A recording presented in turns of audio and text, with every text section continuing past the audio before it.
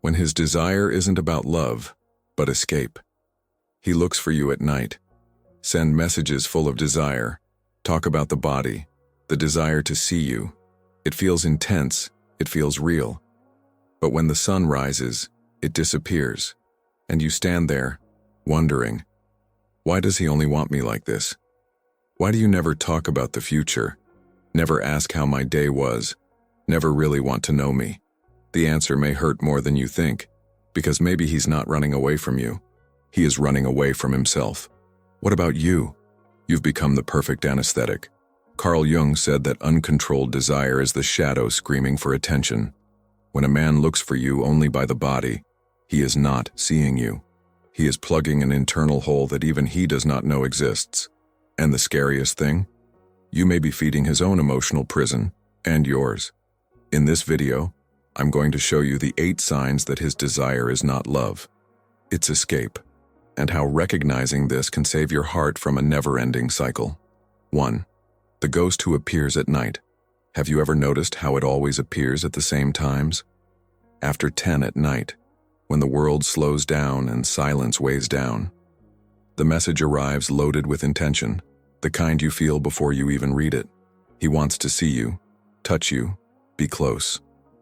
But only at that moment, only in that condition. During the day, nothing. The phone does not vibrate, the screen remains empty. You may be going through the worst time of your life. You may have achieved something incredible.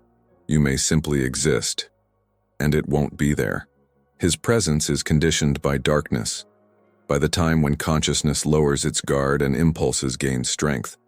Jung spoke about the shadow as everything we deny in ourselves. When someone can only connect with you in their downtime, it's no coincidence. It's because he's operating straight from the non-integrated part of his personality, the part he doesn't want to face in the light of day, the part that is ashamed, afraid, or simply doesn't know how to deal with real feelings. This nocturnal pattern reveals something crucial. He doesn't want to build anything with you. He wants to consume. There is a brutal difference between desiring someone and using someone to silence what is screaming inside. When the search always happens under the cover of night, it is because there is something that cannot be exposed. Something that would wither under the light. Think with me. True relationships happen at all times. In the morning rush, in the busy lunch, in the silly afternoon message, in the phone call before going to sleep. Love has no set time because it does not hide. Already the escape? This one needs the perfect scenario. It needs the darkness, the solitude, the moment when no one else is looking. He looks for you when he is vulnerable, when the social mask falls and instincts take over. But notice, even in this vulnerability, it does not really open. He doesn't talk about what he's feeling. He doesn't share his fears. He doesn't let you in. He only uses his body, his and his, to temporarily forget the emptiness. You're not a person for him in those moments. It is an escape portal, an emotional emergency exit. And the saddest thing is that many times, we accept these crumbs because we confuse intensity with depth. The nocturnal presence seems so strong, so urgent, that we deceive ourselves into thinking that it means something. But it doesn't. It just means that he has found in you a safe place to dump everything he can't process on his own. And when the sun rises, when reality knocks on the door again, he runs away again. Because facing you during the day would also be facing everything he is trying to forget. The ghost that appears at night is not romantic. It's a giant red flag that you're dealing with someone who doesn't have the courage to actually be present. Someone who prefers the illusion of connection to the actual work of building something solid. And while you wait for the nightly messages, your daytime life goes by. Their needs are being ignored. Their presence is reduced to a supporting role in another person's emotional escape. 2. When he only talks about his body. The compliments arrive, but always in the same tone. Always about the same thing. The shape of your hips, the curve of your mouth, the way you move. He knows how to describe every physical detail with surgical precision, but he has no idea what his dream is. Don't ask what keeps you up at night. You don't want to know what makes you really laugh. There is an abyssal difference between admiring someone and objectifying someone. Admiration sees the whole person. He sees the mind, the essence, the layers. Objectification, on the other hand, cuts you into consumable pieces and ignores everything else. When the conversation always flows into the physical, it is because there is a deliberate refusal to see you as a complete human being. Jung said that the more we repress our emotional depth, the more we cling to the superficial. The man who sees only his body is actually unable to see himself beyond the surface itself. He has not developed the capacity for real intimacy. You don't know how to connect with someone else's essence because you never learned to connect with your own. This fixation on the physical works as a shield. As long as he keeps the conversation in the safe territory of appearance and carnal desire, he does not need to dive into the deep waters of feelings. You don't have to be vulnerable. You don't have to risk being rejected for what you really are, because you never show what you really are. You may even feel that you are being desired, and in a way you are, but not in the way that matters. Because true desire embraces all dimensions of who you are. He wants to know his history, his fears, his achievements, his wounds. The desire that only inhabits the body is empty. It is hunger without nutrition, intensity without substance. Notice how he never asks about the things that really make you up. He doesn't want to know about his family, his emotional scars, his plans for the future. You don't show genuine curiosity about what moves you. His only curiosity is physical, tactile, immediate. It is the interest of those who want to consume, not of those who want to know. And there is something even more revealing. When you try to change the course of the conversation, when you try to bring up deeper themes, he does not talk. He makes a joke, changes the subject, or simply disappears. Because that bothers me. That requires of him a presence that he is not willing to give. This type of interaction leaves a bitter taste. You may feel the body warm, but the soul remains cold, because deep down, you know you're not being seen. It is being used as an object of projection of his unresolved desires. Like a blank canvas, where he throws everything he can't process internally. The fixation on the body also reveals another dark aspect, the need for control. As long as you are just a body, you are predictable, manageable. It does not present the risk that emotional complexity would bring. Bodies are easier to deal with than souls. They don't ask difficult questions. They do not require commitment. They don't ask to be truly loved. When he only talks about his body, he is telling you exactly how much he is willing to invest. Nothing but the superficial. And you deserve someone who also wants to know what you don't see. Someone who asks you about your thoughts at 3 a.m, about the book that changed your life, about what makes you feel alive. Because that's where true love lives. Not on the surface that anyone can touch, but on the depth that only those who really care want to reach. Protect your heart. Understand the pattern. Break the illusion inside the Jung Method. Link pinned in the first comment. Let's continue. 3. The refusal to really know you. You spend hours together, but you're still a stranger. He knows what turns you on physically, but he doesn't know what excites you. You know your body's every reaction, but you completely ignore the movements of your soul. Every time you try to open a door to something more intimate, more real, it closes the window. This is not distraction. It is a conscious choice. There is an invisible barrier that he holds up, and that barrier has a very clear purpose, to prevent something true from forming. Because truth is scary. Truth compromises. Truth demands that he also show himself, and that's exactly what he's avoiding. The refusal to know you is, in essence, a refusal to bind oneself. Bonding is dangerous for those who are on the run. Bonds take root, generate expectations, ask for reciprocity. And none of this suits those who just want to use the other as an escape valve. For it, you need to remain one-dimensional. It needs to be the fantasy, not the real person with complex stories, traumas, and needs. Notice the small details. He never asks about his childhood. He doesn't want to know how his day at work went. You don't show interest in your friends, your family, the things you love to do. The conversation between you is always superficial or sexual. There's never room for the trivial that builds intimacy, those silly conversations about anything and everything that reveal who we really are. When you share something personal, something that hurt you or marked you, it changes the subject quickly. not necessarily out of cruelty, but out of incapacity. He has not developed the emotional muscle necessary to hold the weight of another person's emotions. He doesn't know how to welcome. He doesn't know how to be present beyond the physical. This refusal is also manifested in his selective memory. He forgets important things you mentioned. You can't remember dates that mean something to you. He does not pay attention to the details that a person in love would treasure, because to keep, you must first have received it, and he never really received anything from you other than what serves his purposes. The hard truth is that you can't force someone to want to meet you. You can't convince anyone that you're worth discovering. Either the person has this curiosity naturally, this genuine desire to unveil who you are, or they simply don't. And when you don't, it's not about you. It's about his inability to go deep into any connection. True relationships are built on layers. It starts with attraction, yes, but evolves into curiosity, interest, care, complicity. When someone really loves you, they want to know everything. He wants to understand his fears, his quirks, his most secret dreams.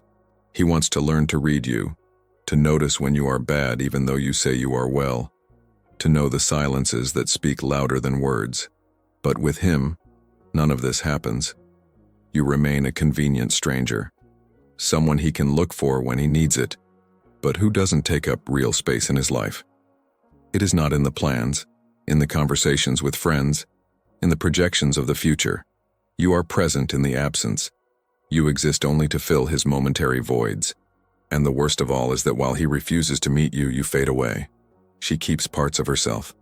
It silences your needs. You accept less than you deserve because you have already internalized the message. You are not interesting enough to be known. But that's a lie. The truth is, he's not brave enough to know. 4. Fear disguised as desire. He seems so secure, so confident when he looks for you. The message arrives firm, full of intention.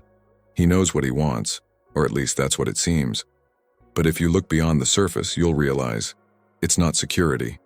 It's desperation in disguise. It is fear dressed in borrowed courage. Intense and uncontrolled desire almost always hides terror. Terror of being alone with yourself. Terror of the inner silence. Terror of looking inside and not liking what you will find.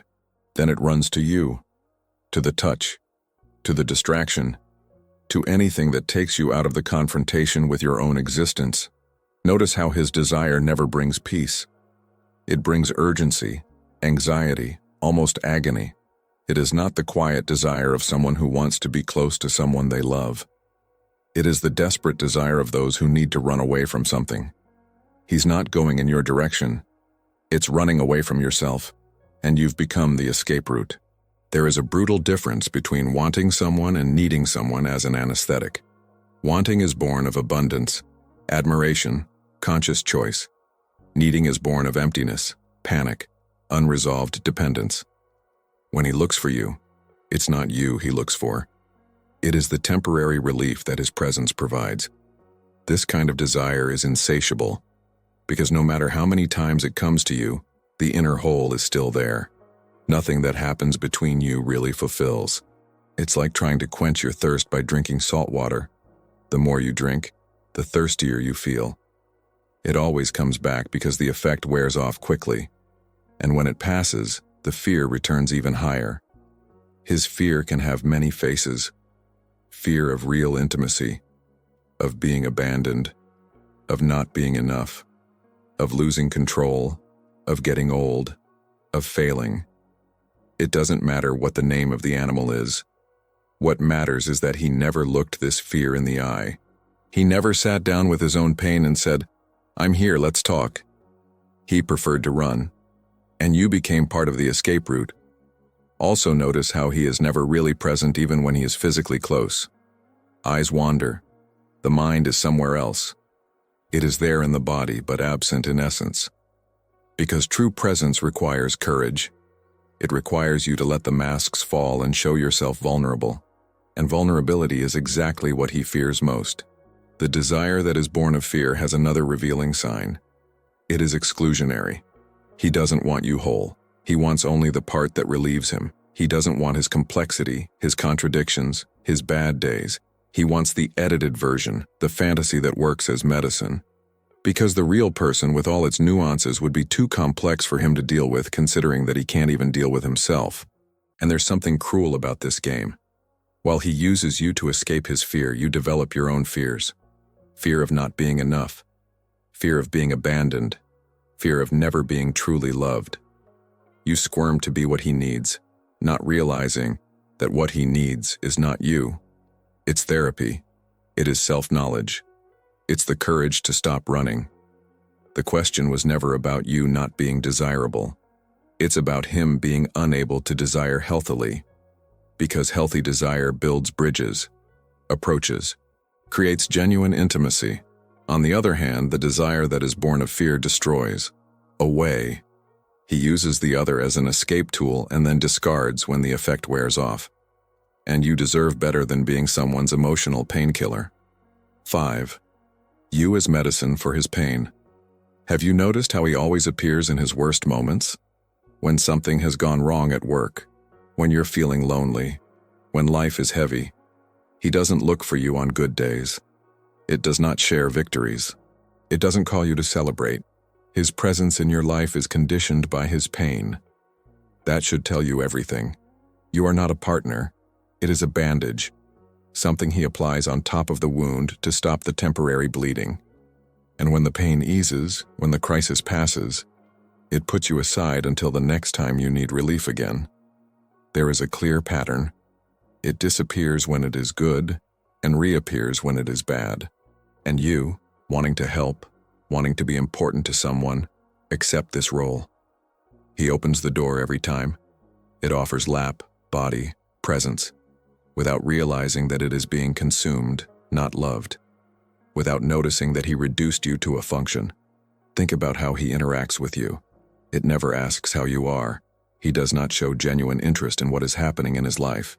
He arrives already pouring out his problems, already waiting for you to solve them, or at least alleviate them. The conversation is one-sided. So is care. You give and he receives. And when you need it, it's not available. This dynamic is poisonous because it creates an illusion of intimacy.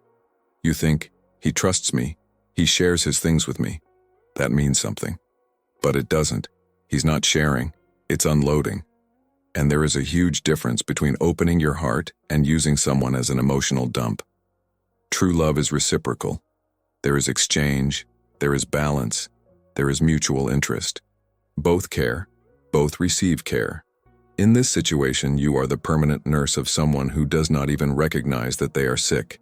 Someone who doesn't want to be cured, just wants to relieve symptoms. And you became the medicine. Notice also how you can never be bad around him. If you show vulnerability, if you need support, he moves away. Because he doesn't have the emotional capacity to deal with someone else's pain when he can barely deal with his own. The whole relationship is structured around his needs. Your needs are inconveniences that hinder the functionality of the arrangement. And the worst thing is that you get exhausted. It dries inside. Because no one can stand giving without receiving, caring without being cared for, being available to someone who is never available back. But you persist, because he made you believe that you are essential, that without you, he can't. And this gives an artificial sense of importance that we mistake for love. But it's not love. It is unhealthy dependence. It's a prison where you're the guardian and the prisoner at the same time. He depends on you to escape his own pain, and you depend on that dependence to feel that he has value. They get stuck in a game where no one wins, no one grows, no one really connects. The inconvenient truth is that as long as you continue to be his medicine, he will never seek the real cure. You will never go to therapy. You will never look inside. You will never do the inner work necessary to become someone capable of truly loving. Because for what? If you are there whenever he needs it, solving the problem temporarily. You weren't born to be anyone's painkiller. She was born to be a partner, a companion, an equal. You were born to be in relationships where there is reciprocity, where your well-being matters as much as his, where you too can be weak without fear of being abandoned. And as long as you accept this role of medicine, you are preventing yourself from living something real. 6. The intimacy he always avoids. Intimacy is not sex. This needs to be clear right away. Intimacy is looking into the eyes and allowing yourself to be seen. It is sharing comfortable silences. It is crying without shame. It is to show the ugly parts without fear of judgment. That's it? That he never does. He may even have sex with you 1,000 times, but he never really gives himself up.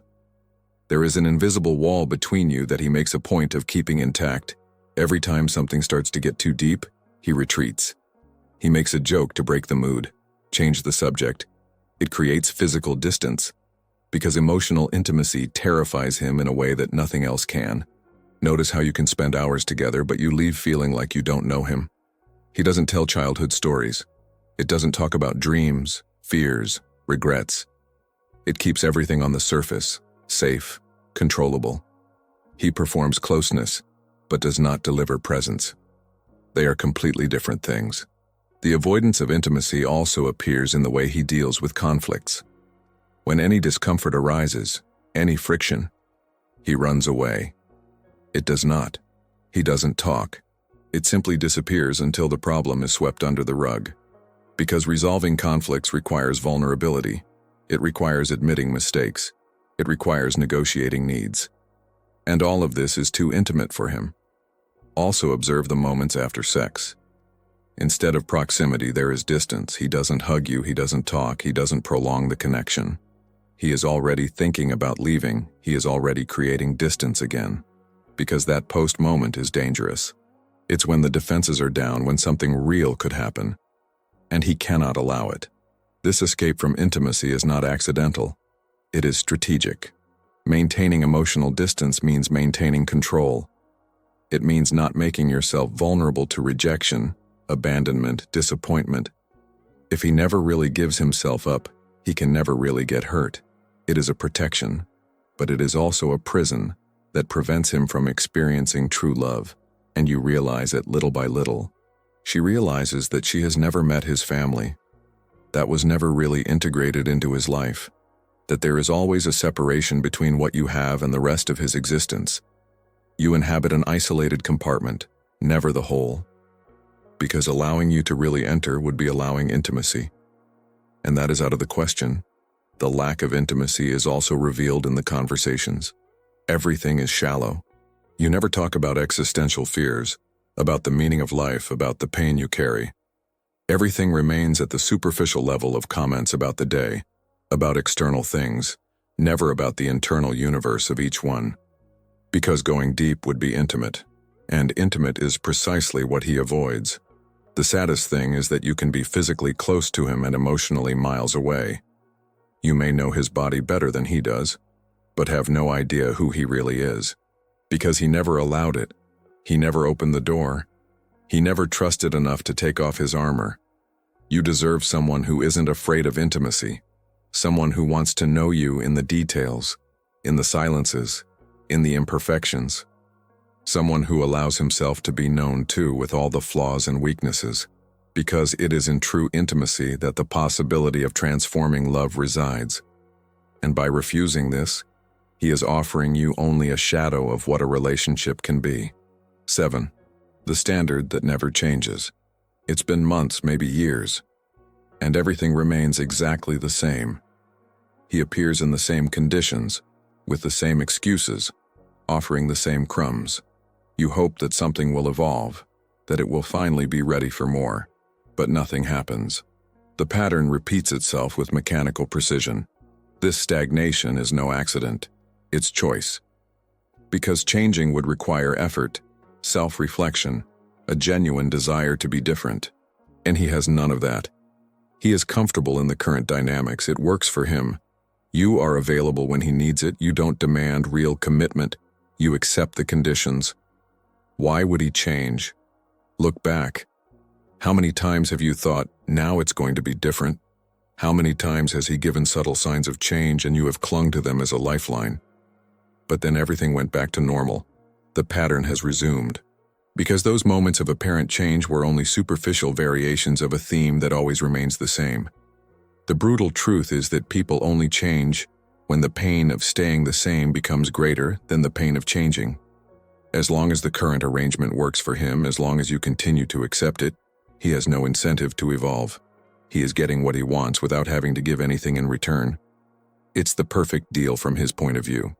And you realize that it's not just you, it's his pattern with everything. Friends complain about the same things. People from his past tell stories that sound eerily familiar. He treats everyone in the same superficial way. Because the problem is not you. It never was. It is his inability to create deep bonds with anyone. Notice also how he never takes responsibility. When you question, when you try to talk about the patterns that bother you, he deflects. He blames the work, the moment, external circumstances. He never looks inside and says, "I'm the problem. I need to work on this." Because taking responsibility would be the first step to real change. And he doesn't want change. This unchanging pattern should be your answer, not his words, not the empty promises, not the isolated moments that seem different. The standard is the truth, and the pattern tells you with crystal clarity. That's all it has to offer. That's who he chooses to be. And as long as you wait for transformation, you're wasting your life. There is something deeply exhausting about loving someone that never changes. It's like pushing a boulder up the mountain forever.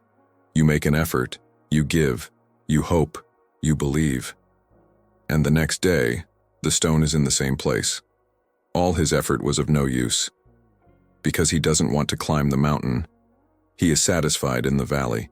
His compulsion to repeat keeps you stuck too. You enter the same cycle. He believes, he is disappointed, he moves away, he believes again. It's an infinite loop where neither of you grows. The difference is that you are at least aware that something is wrong. He doesn't even have that. Or they have and simply don't care enough to do it differently. Jung said that life not lived takes its toll, and you're paying dearly. Each day stuck in this pattern is a day that is not available for something true. It's a chance for real love that passes by as you settle for this empty repetition. His pattern is costing you your own life. The question you need to ask is no longer, when will it change? It's, how long are you going to accept this? Because he's already shown you who he is. Over and over again, consistently, unambiguously, and if you keep waiting for a different version of him, you're going to grow old in that wait, alone in a relationship that was never real. 8. How to stop being someone's escape. Now you see. You understand the game, and he needs to decide if he continues playing, because recognizing the pattern is just the beginning. The hard part is having the courage to leave, to close the door, to choose yourself even when it hurts. The first thing you have to accept is that you can't save it. It doesn't matter how much love you give, how much patience you have, how much you sacrifice yourself. He will only change if he wants to, and if I wanted to, I would have started by now. Your presence is not the solution to his problems. It is only the postponement of his responsibility to deal with his own demons. Start by setting boundaries. No, you are not available every time he appears in the dead hours. No, you will no longer accept crumbs disguised as affection. No, you are not responsible for his emotional well-being. Boundaries are acts of self-love. It's you saying, my life matters too. It will be difficult at first. He will test the limits. You will come back with promises, with charm, with exactly what you know destabilizes you. This is not love resurfacing. It's manipulation coming into play. People who use others as an escape do not let go of the bone easily. They know they have lost access to their favorite anesthetic. You also need to do your own inner work. Ask, why did I accept so little? What in me needed to be necessary to accept this role? Where is my lack of self-love that made me confuse being used with being loved? These questions hurt, but they heal. Understand that no longer being available to him is a gift you give to both of you. For him, it's the chance to finally face his own emptiness without having you as an escape route. Maybe he hits rock bottom and decides to go up. Maybe not. But that's no longer your problem. For you, it is the recovery of life itself. It is to make room for someone who knows how to truly love. There will be difficult nights. Nights when you'll want to text, you'll want to go back. You'll even miss the little he offered. Take a deep breath. Remember why you left. because you deserve to be seen, known, loved, not used as an outlet for someone else's unresolved pain. Seek support, friends who remind you of your worth, therapy if possible, because you will need to rebuild your self-esteem. This kind of relationship corrodes us inside. It makes us believe that we don't deserve more than that. But you deserve it. Everyone who allows themselves to be truly vulnerable deserves reciprocity. Learn to recognize the signs early on. When someone new comes along, notice the patterns. Does he ask about you? Do you show genuine interest? Are you available emotionally or only physically? Do you want to know you or just consume you? Use this experience as a filter, not to be cynical, but to be wise. Jung said that through pain, we integrate the shadow and become whole. You're integrating now. You're learning about your limits, about your worth, about the kind of love you really want. This pain is not in vain. It is turning you into someone who no longer accepts being anyone's second option. And one day, maybe months ahead, you'll look back and be thankful. To thank you for having the courage to leave. Because you're finally going to be in a real relationship, or happy with yourself, or simply open to real possibilities. And you will realize that all that was too small for the immensity that you are. To stop being someone's escape is to start being a home for yourself. It is choosing true presence instead of disguised absences. It is saying no to what diminishes you and yes to what expands you. And that choice, as scary as it is always the right choice.